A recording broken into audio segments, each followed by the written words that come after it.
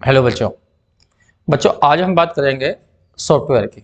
उससे पहले हमने जो वीडियो डाली थी उसमें हमने लैंग्वेज की बात बताई थी कि प्रोग्रामिंग लैंग्वेज क्या होती हैं। आज हम सॉफ्टवेयर की बात कर रहे हैं। देखिए, कंप्यूटर से हम कुछ काम करवाना चाहते हैं, हम उसे कुछ निर्देश देंगे, इंस्ट्रक्शन देंगे। तो जो हम इंस्ट्रक्शन दे रहे हैं, एक इंस्ट्रक्शन, दो इंस्ट्रक्शन, 10 इंस्ट्रक्शन, जो भी इंस्ट्रक्शन दे रहे हैं उनके ग्रुप को प्रोग्राम कहा जाता है। भाई बहुत सारे इंस्ट्रक्शन दिए तो एक प्रोग्राम बन गया। अब बहुत सारे प्रोग्रामों को मिलाकर बन जाता है एक सॉफ्टवेयर। तो सॉफ्टवेयर भी कई तरह के होते हैं। फिलहाल तो हमने यहाँ पर थोड़े से वैसे रफली दिखाए हैं, यहाँ पर दो चार सॉफ्टवेयर दिखा दिए हैं जिनमें इनमें से कुछ तो तुम यूज करते भी हो। तो वे सॉफ्टवेयर क्या टाइप के होते हैं वो यहाँ पर मैंने बताया है कि सॉफ्टवेयर जो है मेनली दो तरह के होते हैं। एक तो होते हैं सिस्टम सॉफ्टवेयर और एक होते हैं एप्लीकेशन सॉफ्टवेयर।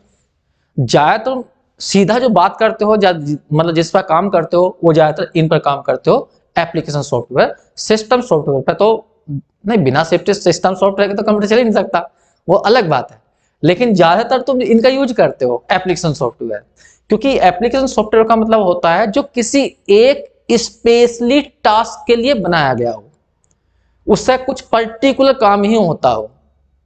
जैसा कि मैं तुम्हें छोटा सा एग्जांपल दूं, व्हाट्सएप। तो व्हाट्सएप जो है एक एप्लीकेशन सॉफ्टवेयर है जो एक स्पेशल काम के लिए बनाया जाता है, उससे हर काम नहीं हो सकता। जैसा कि और देख लीजिए, फेसबुक यूज करते हो तुम, इंस्टाग्राम यूज करते हो, तो ये भी सारे सॉफ्टवेयर हैं, ये एप्लीकेशन सॉफ्टवेयर हैं। अपना चेहरा तुम किस पे करते हो, काला पीला जो करते हो, पता नहीं कौन सा हो, स्नैपचैट, जिन कौन कौन से सॉफ्टवेयर हैं, तो वो सब क्या हैं, वो सारे एप्लीकेशन सॉफ्टवेयर हैं। तुमने देखा होगा दुकानदार दुकानदार अपनी दुकान पर जो है जलेबी बेचता है, समोसे बेचता है, उसके लिए भी एक सॉफ्टवेयर बना लेता है, वो एक सॉफ्टवेयर बना लेता है। तो वो एक पर्टिकुलर चीज के लिए सॉफ्टवेयर बनाया गया है, तो वो एप्लीकेशन सॉफ्टवेयर है। मोबाइल के अंदर जब तुम प्ले स्टोर देखते हो तो प्ले स्टोर भी एक एप्लीकेशन सॉफ्टवेयर है, वो खुद एक सॉफ्टवेयर है। क्यों सॉफ्टवेयर है? क्योंकि वो केवल डाउनलोड, किसी प्रोग्राम को, किसी भी मतलब सॉफ्टवेयर को डाउनलोड करने के काम आता है प्ले स्टोर जो है। तो वो खुद भी एक पर्टिकुलर काम कर रहा है, तो वो भी एक एप्लीकेशन सॉफ्टवेयर है। अब उसके थ्रू तुम क्या क्या डाउनलोड करते हो, तो वे भी सारे एप्लीकेशन सॉफ्टवेयर हैं। अब जैसे एमएस वर्ड यूज करते हैं, कुछ भी चीज लिखने के लिए, प्रिंट करने के लिए, सब टेक्स्ट के लिए, सारा टेक्स्ट उस पर काम हो जाता है, तो वो स्पेशली टेक्स्ट के लिए बनाया गया है, उसे एमएस वर्ड बोल देते हैं। एक फोटोशॉप होता है, फोटोशॉप में फोटो का ही सारा काम होता है, तो वो एक एप्लीकेशन सॉफ्टवेयर है। लेकिन ये जो एप्लीकेशन सॉफ्टवेयर हैं, जितने भी एप्लीकेशन सॉफ्टवेयर हैं, करोड़ों हैं, आजकल तो पता नहीं कितने बन रहे हैं। तो जितने भी एप्लीकेशन सॉफ्टवेयर हैं, अब जैसे मतलब मान लो मैं काम कर रहा हूं, अब मैं यहाँ पर एक जिस पे काम कर रहा हूं, तो ये भी एक एप्लीकेशन सॉफ्टवेयर है। कुछ पेंट पे काम करते हैं, कुछ अलग अलग उस पर काम करते हैं, तो सब एप्लीकेशन सॉफ्टवेयर पे काम करते हैं। लेकिन ये जो एप्लीकेशन सॉफ्टवेयर है जिन्हें तुम यहाँ पर जिसके अंदर चला रहे हो, तो वो सिस्टम सॉफ्टवेयर है।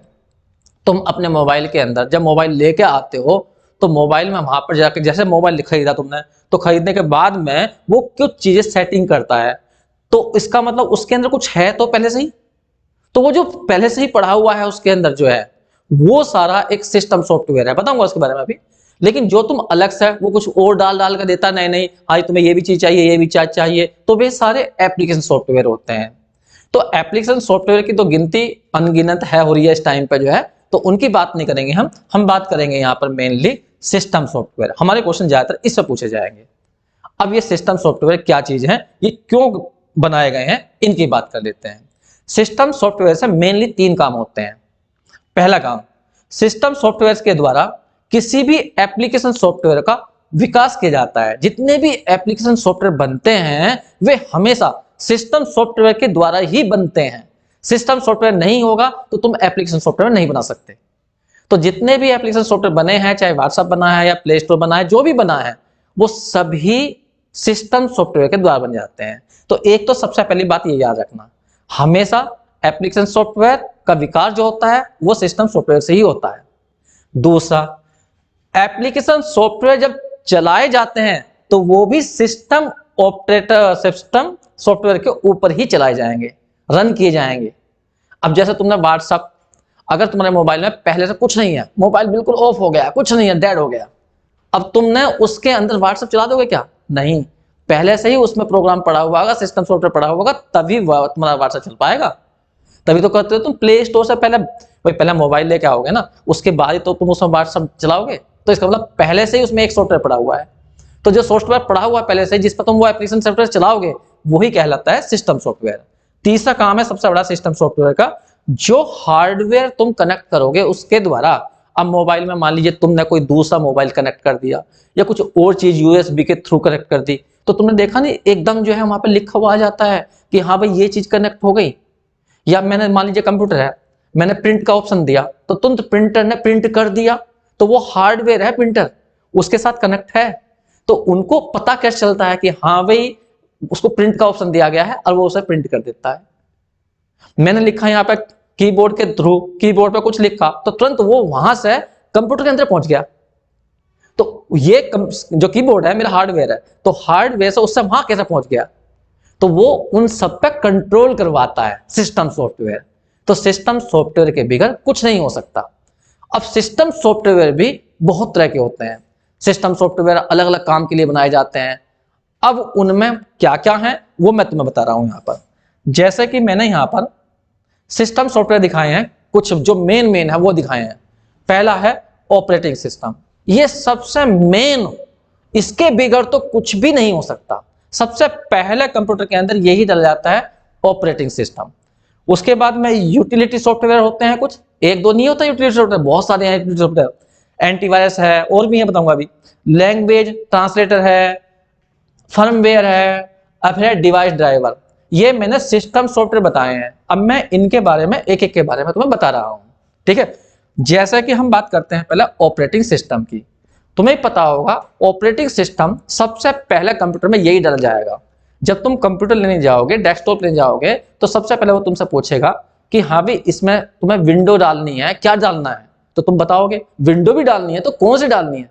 तो विंडो जो है एक ऑपरेटिंग सिस्टम है, क्योंकि विंडो का डायरेक्ट कनेक्ट तो हमसे नहीं होता है, लेकिन हम उसके बगैर काम भी नहीं कर सकते कुछ भी जो है। अब यहां पर मैंने यहां पर दिखाया है कि जो ऑपरेटिंग सिस्टम होते हैं वो, जैसे विंडो एक्सपी बहुत पहले चलती थी, अब भी लोग बहुत यूज करते हैं, ये ऑपरेटिंग सिस्टम है।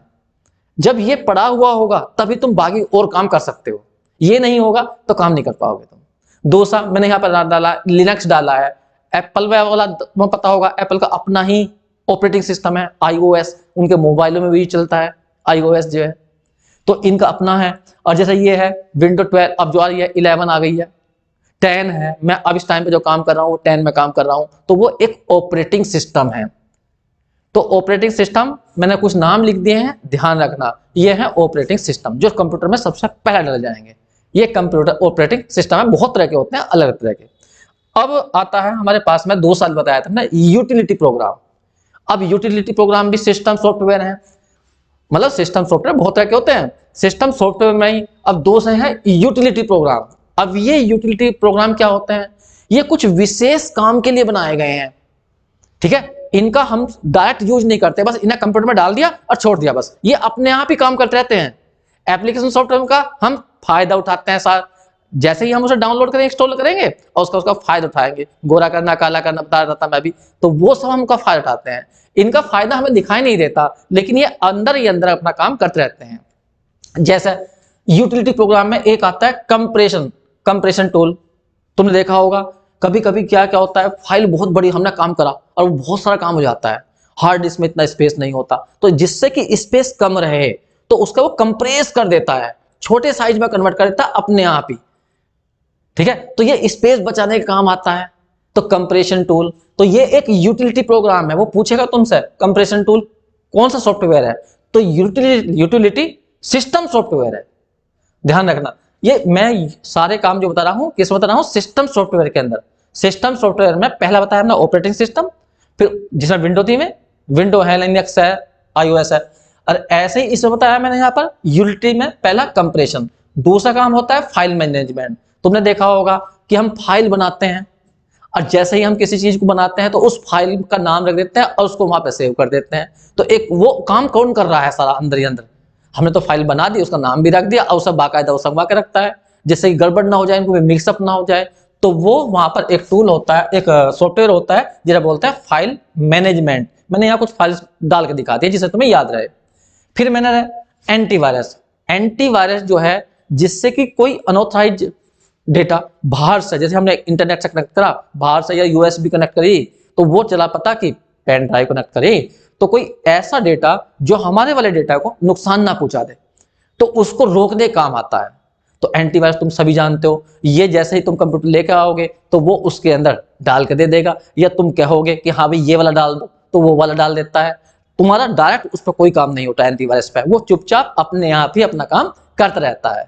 तो ये सारे यूटिलिटी प्रोग्राम है, हमारे यूटिलिटी सॉफ्टवेयर हैं, लेकिन है सिस्टम सॉफ्टवेयर। ये रहा, मैंने लिख के भी दिखा दिया यहाँ, मैकेफे है, नॉर्टन है, जैसे मैं तो आवाज पे काम करता हूँ तो मेरा अलग है। तो ऐसे ही है बैकअप यूटिलिटी प्रोग्राम। तुम देखा होगा कभी कभी क्या होता है, हमारी गलती से कोई फाइल बनाई और हमारी वो फाइल जो है डिलीट हो गई, अब हमें उसे रिकवर करना है तो हम डस्टबिन में जाएंगे, वहां से रिस्टोर करेंगे। तो रिस्टोर कौन करता है, उसे वापस फिर लाके कौन देता है, तो वो बैकअप यूटिलिटी होती है। तो ये मैंने कुछ ही बताए हैं, ऐसा पता नहीं कितने हैं, ये तो मैंने मेन बता दिए हैं बस। ये यूटिलिटी प्रोग्राम है सारे, ठीक है, जो स्पेशली कुछ एक पर्टिकुलर काम करते हैं और हमें पता भी नहीं चलता, इनका एहसास भी नहीं होता, ये अपने आप ही सॉफ्टवेयर के उसका कंप्यूटर के अंदर काम करते रहते हैं। अब जैसे मैंने एक यहाँ पे डाला है, हाँ, लैंग्वेज ट्रांसलेटर। अब ये भी सिस्टम सॉफ्टवेयर है, इनका डायरेक्ट कनेक्ट नहीं होता तुमसे जो है ये, लेकिन इनके भी का काम नहीं चलेगा। अब ये है लैंग्वेज ट्रांसलेटर। अब ये क्या करेंगे, जैसे कि मान लीजिए कोई तुमने प्रोग्राम बनाया, कोई दूसरा प्रोग्राम, अब वो किसी और लैंग्वेज में है, तुम्हारा जो सिस्टम सॉफ्टवेयर जो विंडो पड़ी हुई है, कोई पड़ी है, वो सब सपोर्ट नहीं करती, तो तुम्हें उस सॉफ्टवेयर को, उस प्रोग्राम को जो तुम इसमें चलाना चाहते हो उसे चेंज करना पड़ेगा। या हो सकता है तुमने वो जो प्रोग्राम बनाया है वो किसी और लैंग्वेज में बनाया हो, तो उसे फिर वो ट्रांसलेट करता है जिससे कि वो समझ सके उसको जो है वो ऑपरेटिंग सिस्टम। तो इसलिए वहां पर लैंग्वेज ट्रांसलेटर की जरूरत पड़ती है। तो मैंने बताया अभी था तुम्हें, लैंग्वेज ट्रांसलेटर, जैसा मान लीजिए हमने हाई लेवल में कोई वो बनाया प्रोग्राम और उसको हमारा जो कंप्यूटर है वो बाइनरी में समझता है, बाइनरी का मतलब मशीन लैंग्वेज समझेगा, तो उसे ट्रांसलेट तो करना पड़ेगा, वरना तुम उसे लगाओगे चलेगा ही नहीं। तो उसके लिए फिर ट्रांसलेटर की जरूरत पड़ती है। और ये 3 तरह के ट्रांसलेटर होते हैं, बड़े इंपॉर्टेंट है 3 तरह के ट्रांसलेटर, कंपाइलर, और एक है असेंबलर, और एक है इंटरप्रेटर।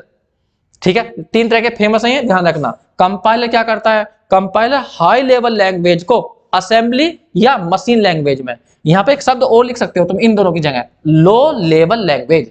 मैंने बताया भी था तुम्हें कि लो लेवल लैंग्वेज किसे कहते हैं, मशीन लैंग्वेज और असेंबली लैंग्वेज को लो लैंग्वेज कहा जाता है। तो यहां पर तुम यहां कह सकते हो high level language, high level language को चेंज करता है ये लो लेवल लैंग्वेज में कंपाइलर। और जो असेंबलर होता है, अगर तुम्हारा कोई प्रोग्राम असेंबली लैंग्वेज में लिखा हुआ है तो वो उसे चेंज कर देता है मशीनी लैंग्वेज में। और तीसरा है हमारा इंटरप्रेटर। अब इंटरप्रेटर क्या करता है, ये भी हाई लेवल लैंग्वेज को मशीन लैंग्वेज में चेंज करता है। तो यहां पर इंटरप्रेटर और जो कंपाइलर है ये लगभग एक से काम करते हैं, फिर इनमें थोड़ा सा अंतर है।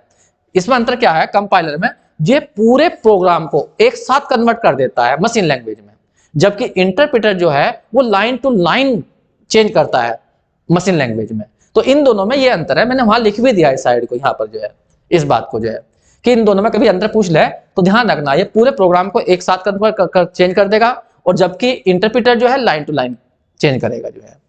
इसी तरह से अब आता है हमारे पास में फर्मवेयर। देखिए, फर्मवेयर एक छोटा सा सॉफ्टवेयर होता है, सिस्टम सॉफ्टवेयर, जो किसी पर्टिकुलर हार्डवेयर को ही कंट्रोल करने के लिए बनाया जाता है। इसकी सबसे सिंपल सी एग्जांपल होती है घर के अंदर ही। जैसे घर के अंदर तुम देखते हो टीवी तुम चलाते हो तो तुम्हारे हाथ में रिमोट होता है, रिमोट पर तुमने 1 प्रेस करा पहले चैनल को लगाने के लिए, या 101 चैनल लगाना हो, मान लो 101 प्रेस करा, तो उसने तुम्हारे रिमोट ने कैसे समझा कि 101 दबाया गया, उसे कैसा एहसास हुआ, क्योंकि तुम्हारे उसके अंदर रिमोट के अंदर एक चिप लगी हुई होगी, रोम, एक रोम लगी हुई होगी, उस रोम में एक सॉफ्टवेयर पड़ा हुआ होगा, वो सॉफ्टवेयर सहयोग कर रहा है समझने के लिए कि 101 दबाया गया। तो ऐसे सॉफ्टवेयर को बोलते हैं फर्मवेयर, जो किसी एक पार्ट या किसी एक हार्डवेयर को कंट्रोल करने के लिए बनाए जाते हैं, और ये रोम के अंदर होते हैं हमेशा, इनको चेंज नहीं किया जाता। जो कंपनी ने फीड कर दिया बस फीड कर दिया प्रोग्राम, इसलिए कहा था रोम, रीड ओनली मेमोरी, उसमें ही होते हैं ये हमेशा। जैसा कि तुम्हारे घर पर मशीन होगी, वॉशिंग मशीन, वॉशिंग मशीन में भी ये काम होता है, वाशिंग मशीन तुमने देखा होगा, उसमें सेट कर दिया कोई भी प्रोग्राम, तो उसे कैसे चला पता इस बात को कि तुमने हाँ भी ये इस पे सेट करा है? तो उसके अंदर भी एक चिप लगी हुई है, उस चिप के अंदर, उस रोम के अंदर एक सॉफ्टवेयर पड़ा हुआ है, वो है फर्मवेयर सॉफ्टवेयर। ऐसा ही होता है एक डिवाइस ड्राइवर, ये भी एक सिस्टम सॉफ्टवेयर है। तो ये क्या करता है, अब तुमने देखा होगा जैसा कि कंप्यूटर पर तुम काम करते होगे या लैपटॉप पर काम करते होगे, अलग से तुमने यूएसबी के थ्रू किसी पेन ड्राइव को या किसी और चीज को कनेक्ट करा, तो तुम्हारी स्क्रीन पर तुरंत लिखा हुआ आ जाएगा कि ये वाला सिस्टम इसके अंदर कनेक्ट हो गया। तो तुम्हारे कंप्यूटर ने उसको पहचान कैसा लिया कि हाँ ये चीज जुड़ी इसके अंदर, या ये हटा ली गई, जैसे तुम हटाओगे तो तुम वो शो कर देगा ये चीज हट गई यहां से। तो ये कौन करता है? इसके लिए भी एक सॉफ्टवेयर है जिसको बोलते हैं डिवाइस ड्राइवर। तो ये हमारे सिस्टम सॉफ्टवेयर थे। एप्लीकेशन सॉफ्टवेयर मैंने तुम्हें बता ही दिए हैं। एप्लीकेशन सॉफ्टवेयर तो तुम खूब यूज करते ही हो, 20% ने यहाँ पे लिख दिए हैं, मैंने लिख भी दिया है। एप्लीकेशन सॉफ्टवेयर जो है हमेशा किसी एक पर्टिकुलर टास्क के लिए बनाए जाते हैं, जिनका हम खूब यूज करते भी हैं। और हमेशा एप्लीकेशन सॉफ्टवेयर बिना सिस्टम सॉफ्टवेयर के चल नहीं सकते। सिस्टम सॉफ्टवेयर ही कंप्यूटर के अंदर जान लाते हैं, फिर उसके ऊपर तुम एप्लीकेशन सॉफ्टवेयर चलाते हो, बना भी सकते हो। और ये मैंने कुछ लिख दिया यहाँ पे, एमएस वर्ड डाला है, यूट्यूब डाला है, मेल डाल दिया यहाँ पर, कैनवा डाल दिया है, गूगल ड्राइव डाल दिया है, और डाल लीजिए बहुत सारे। तो ये सब तुम्हारे सिस्टम सॉफ्टवेयर है और एप्लीकेशन सॉफ्टवेयर है। ठीक है बच्चों, ये हमारी छोटी सी जानकारी थी सॉफ्टवेयर के ऊपर। इससे अगले वीडियो में हम कुछ और करेंगे। ठीक है बच्चों, थैंक यू।